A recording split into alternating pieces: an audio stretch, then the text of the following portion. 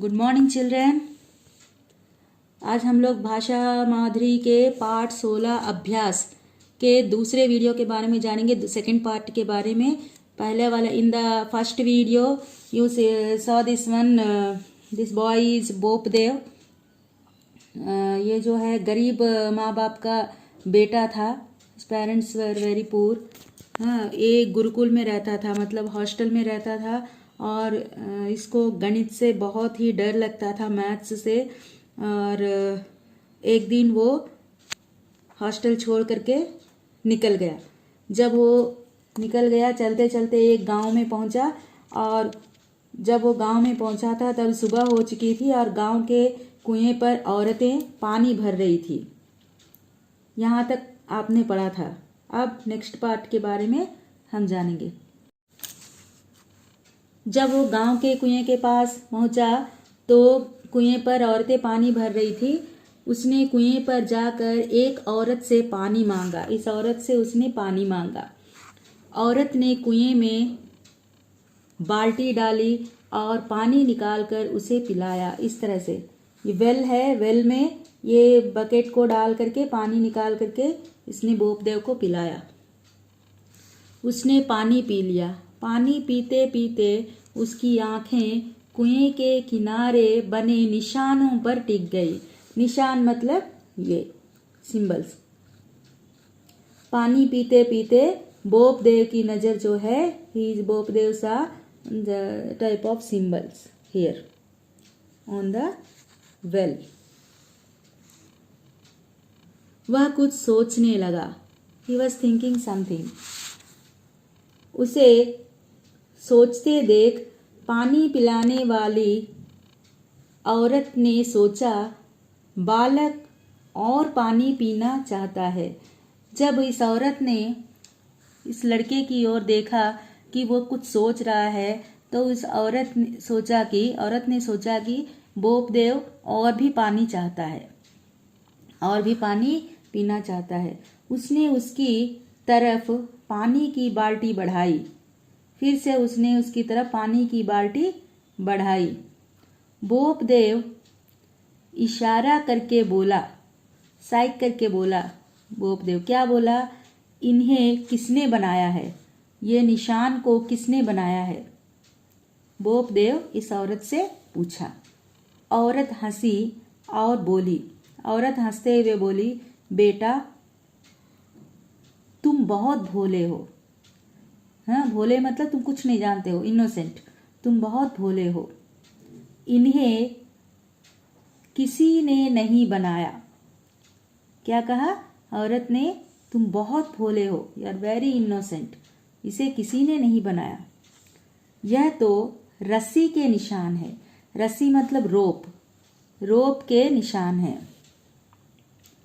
पत्थर पर से रगड़ खाती हुई रस्सी कुएं के अंदर जाती है और बाहर आती है। जब हम इस बकेट को कुएं में डालते हैं तो कुएं से पानी निकालते वक्त ये रस्सी जो है यहाँ पर रगड़ती है, रफ होती है। होने के बाद में इसी से ये निशान जो है बनती है। पत्थर पर से रगड़ से खाती हुई रस्सी कुएं के अंदर जाती है। इस तरह से बकेट इसमें डालते हैं, फिर खींचते हैं तो यहाँ पर निशान बनती है। हजारों बार की रगड़ से ये निशान बने हैं। डेली पानी निकालना, रस्सी से खींचना बकेट को, इस तरह से ये निशान जो है बनती है। यह सुनते ही वह सोचने लगा, जब रस्सी की रगड़ से पत्थर में निशान बन गए तो मैं बार बार के अभ्यास से अपना पाठ याद क्यों नहीं कर सकता।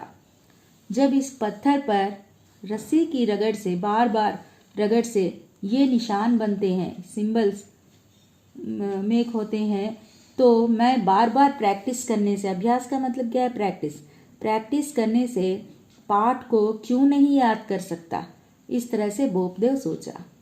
मैं अब गणित का सवाल बार बार हल करूंगा। आई विल सॉल्व मैथ्स का प्रॉब्लम्स जितना बार हो सके मैं करूंगा। जो नहीं समझ आएगा उसका तब तक अभ्यास करूँगा जब तक वह समझ में आए।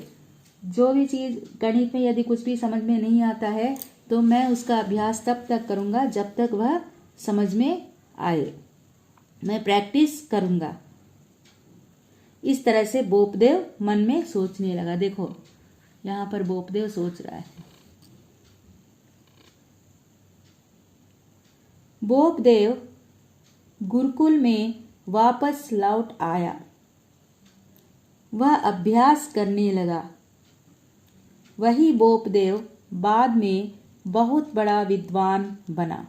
इस तरह से बोपदेव जो है गुरुकुल हॉस्टल में वापस लौट गया, रिटर्न बैक हो गया और प्रैक्टिस करने लगा और बाद में बहुत बड़ा विद्वान बन गया, ज्ञानी बन गया। इस तरह से तो ये है अभ्यास।